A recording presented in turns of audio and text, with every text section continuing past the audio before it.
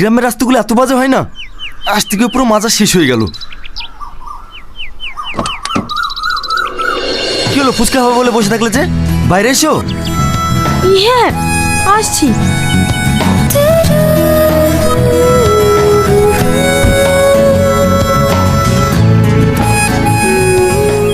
ভাই কটা হলো?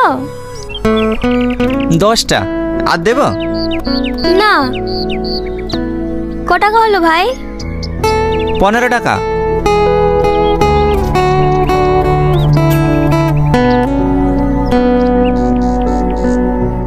ভাই, আমাদেরকে ফুচকা দাও। হ্যাঁ দিচ্ছি।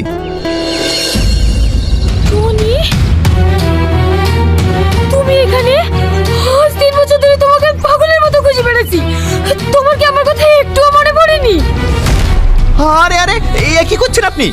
আপনার কথা আমি চিনিই নি। ছাড়েন ছাড়েন বলছি, ছাড়েন। এসব তুমি কি বলছো? তুমি আমাকে চিনতে পারছো না? আমি তোমার সালমা। তুমি কেন আমার ভালোবাসা অস্বীকার করছো? সালমা? কোন সালমা? আমি সালমা বলে কাউকে চিনিনি। ছাড়েন আমাকে। সালমা, রাস্তাঘাটে কি এসব বন্ধু শুরু করেছো? আর 10 দিন বাদে তোমার সাথে আমার বিয়ে, আর তুমি এখানে নাটক করতে বসেছো? চলো। না, আমি যাবো না, আমি যাবো না। আমি ঠিক আছে, আমি টনিকে পেয়েছি। আমাকে ছাড়ো। টনি, তুমি একবার বলো আমাকে ভালোবাসো। আমি যাবো না, আমাকে ছাড়ো। টনি।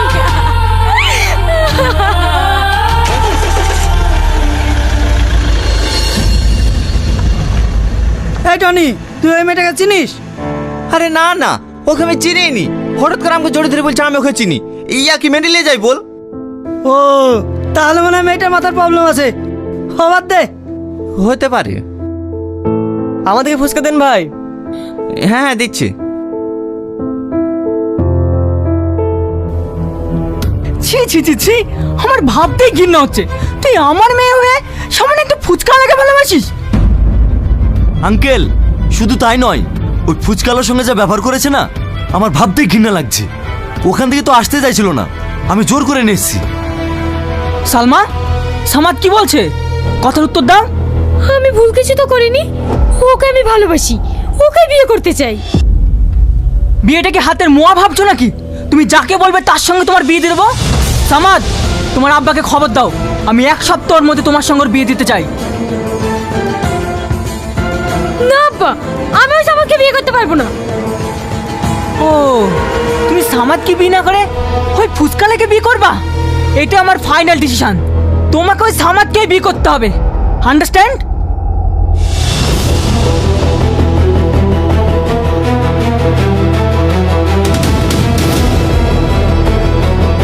আজকের পর থেকে ও যেন বাড়ির বাইরে 1 পা না বেরোতে পারে।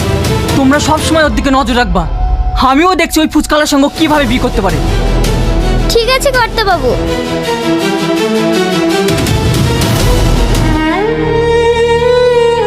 দিদি খাবার নিয়ে এসছে, খেয়ে নাও।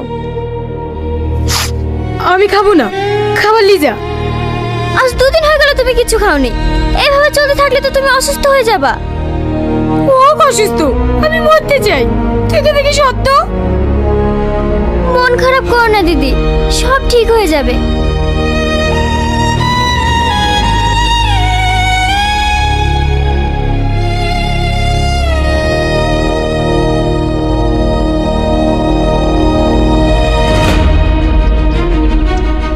এটা কি টনিদের বাড়ি?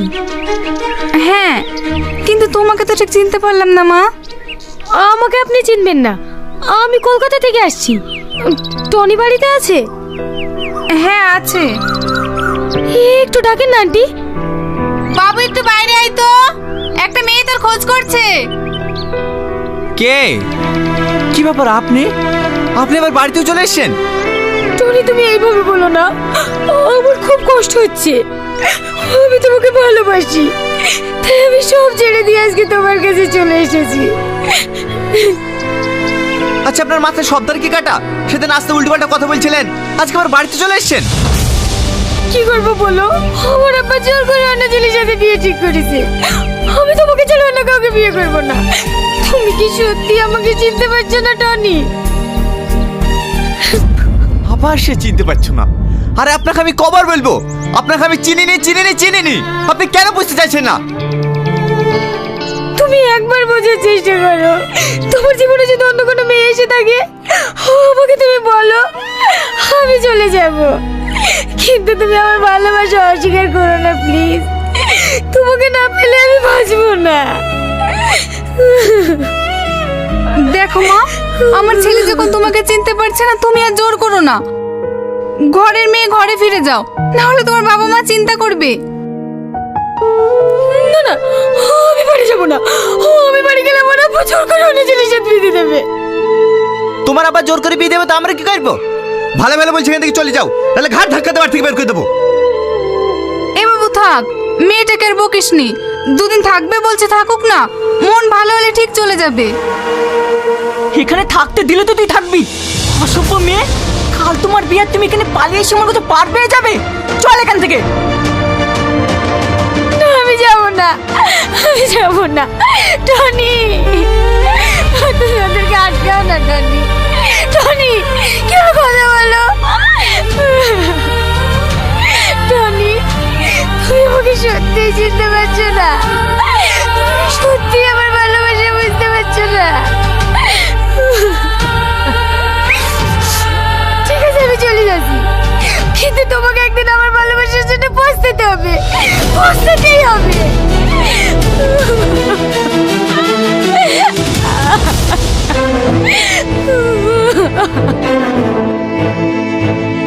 কি ব্যাপার টনি, তোদের বাড়িতে সালমা এসেছিল? আর উড়াই বা কারা ওভাবে টানতে টানতে লিগালো? তুই ওই মেয়েটাকে চিনিস নাকি? চিনবো না মানে? ও তোর প্রেমিকা, তুই ওকে পাগলের মতো ভালোবাসতি। কি আবার বলছি? তুই কি ওই মেয়েটার মধ্যে পাগল হয়ে গেলে নাকি? আমি পাগল না, তুই ভালো করে মনে করে দেখ। আমি তুই যখন 3 বছর আগে কলকাতায় কাজে গেছিল না, তখন এই সালমার সাথে তোর পরিচয় হয়। তোর মনে পড়ছে না? ভালো করে মনে করে দেখ, যেদিন আমার হাত কেটে গিয়েছিল।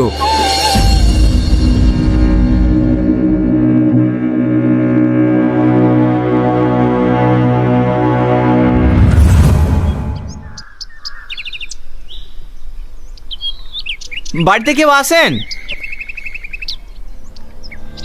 থাক ভাই, ডাকতে হবে না, এর বড় লোক মানুষ, কিছু বুঝতে রে। চ।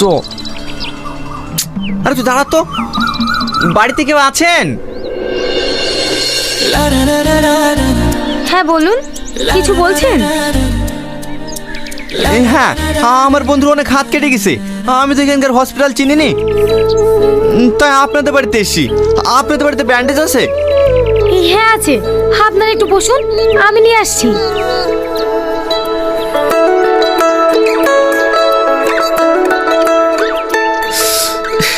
খুব জ্বলছে ভাই। ব্যান্ডেজ করলে সব ঠিক হয়ে যাবে, একটু সহ্য কর।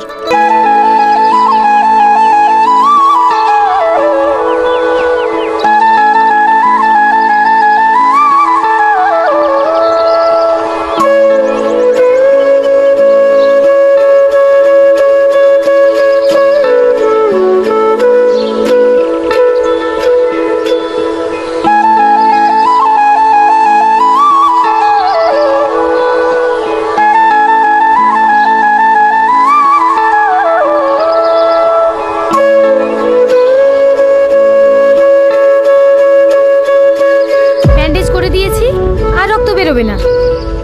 আপনি খুব ভালো। এই এত বড় লোক ঘরের মেয়ে হয়েও আপনার মনে কোনো অহংকার নাই। আপনিও অনেক ভালো। আপনাকে দেখেই বোঝা যাচ্ছিল যে আপনি আপনার বন্ধুর জন্য কতটা কষ্ট পাচ্ছিলেন। বাড়িতে তো আর কাউকে দেখতে পাচ্ছি না। আপনি কি একা থাকেন? না না, আমি একা থাকি না, আমার আব্বু মাও থাকে। আসলে ওরা দুজন জব করে তো, রাতের বেলা ফিরবে। ও, বলছিলাম যে এখন যাই। এই চ। দাঁড়ান, এই মলমটা নিয়ে যান, ব্যান্ডেজটা খুলে লাগিয়ে দেবেন। তাহলে আসি। হ্যাঁ। কি মায়া লাগে তোকে দেখে আজ, ভালোবাসা নাকি ভালো লাগারি কোলাজ, তুই হবে এই শালা, একটা অজানের বাড়িতে ব্যান্ডেজ চেতে গিয়ে তুই পাত পেতে বসে পড়েছিলি। আমি যে নাটক তুই থাকতে তুই আসতি কিনি? তোর ব্যাপারটা কি রে? সেরকম কিছু না ভাই, মেয়েটার ব্যবহার এত সুন্দর না, মেয়েটাকে আমার খুব ভালো লেগে গেছে। কি বললি? ভালো লেগেছে? এই কথা যদি তোর বাপ জানতে পারে না, তাহলে আমাদেরকে পোস্টমর্টম করে এই ব্যান্ডের জড়িয়ে বাড়ি পাঠিয়ে দেবে। চ বিল্ডিং এ চ।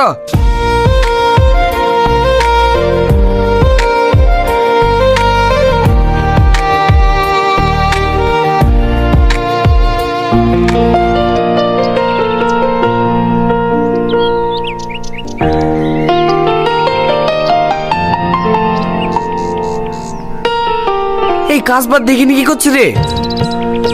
ই শালা, এ করছে কেন রে? ইয়া ছাড়া কোনো উপায় নাই ভাই, কালকে থেকে ওকে দেখতে পাইনি, মনটা খুব আনচান আনচান করছে, তাই ভাবছি ওনারা দিতে যাবো আর ওকে দেখে আসবো। তুই যা লাগিসি মনে হয় সত্যি সত্যি আমাদেরকে প্যাকেট করে বাড়ি পাঠাবে। আরে কিচ্ছু হবে না, তুই যা তো। আর যদি কেউ জিজ্ঞাসা করে টনি কোথায় গেছে, বলবি বাথরুমে গেছে। যেমন তুই করগা, ঠেলায় পড়লে বুঝতে পারবি।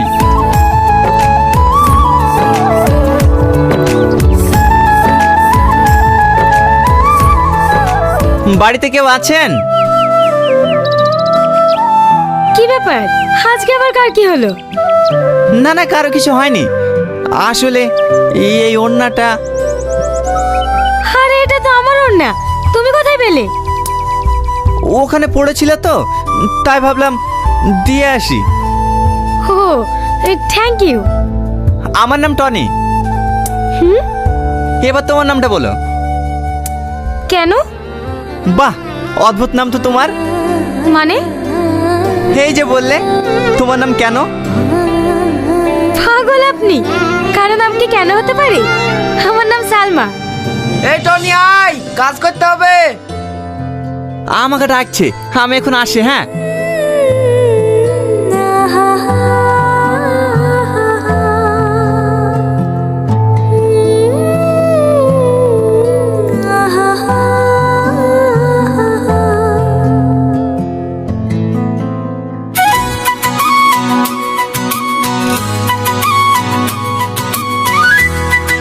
টনি, টনি,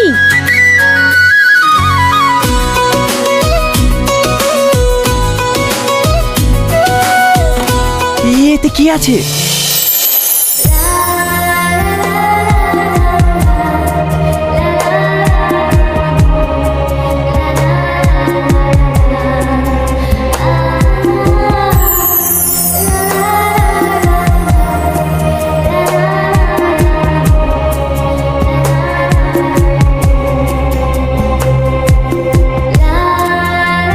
কি রে, বসে বসে কি খাসি? খাস তো বস।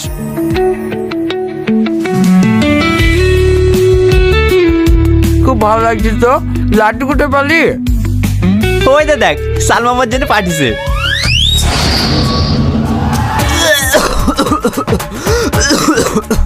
শালা বলছি কি রে?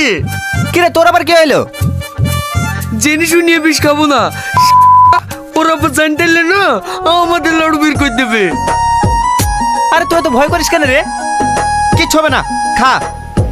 তোর সালমা পাঠিয়েছে, তুই খা, আমি খাবো না।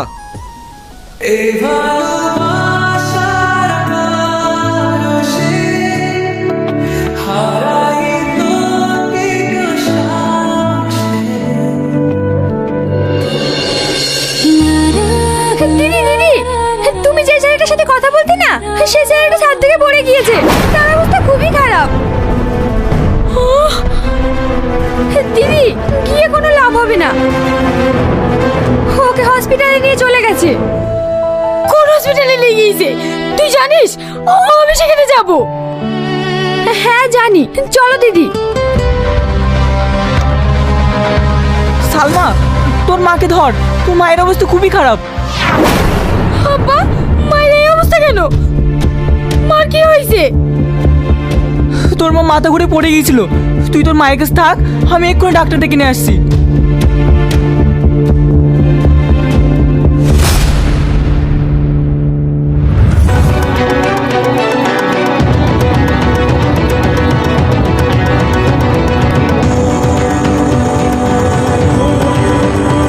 বাবু, বাবু, হে বাবু, কি হলো তোর?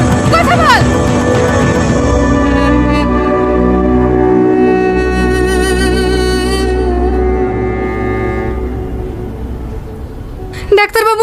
ছেলে এখন কেমন আছে?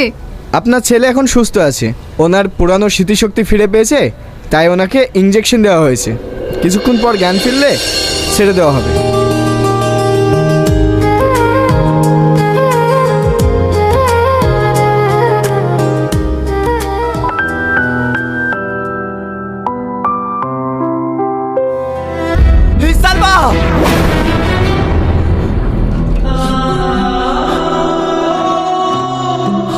আমার স্বপ্ন পড়ে গেছে।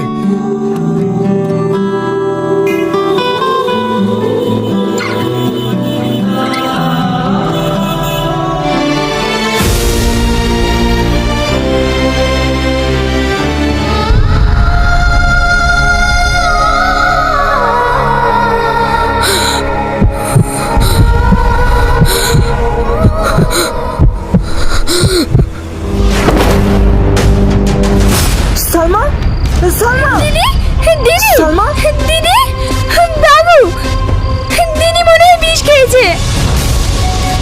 তুই তাড়াতাড়ি গাড়ি বের কর।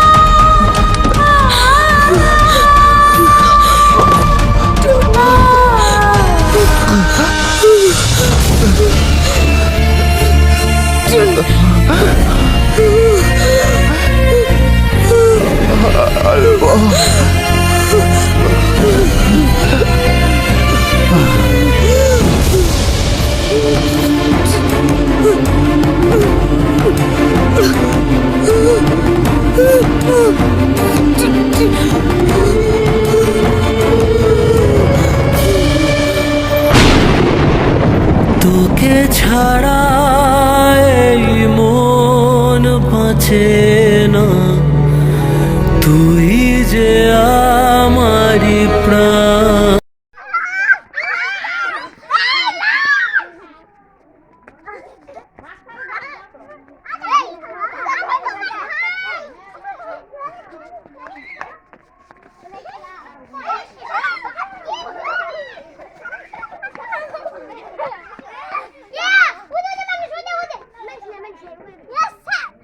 শ্যাম,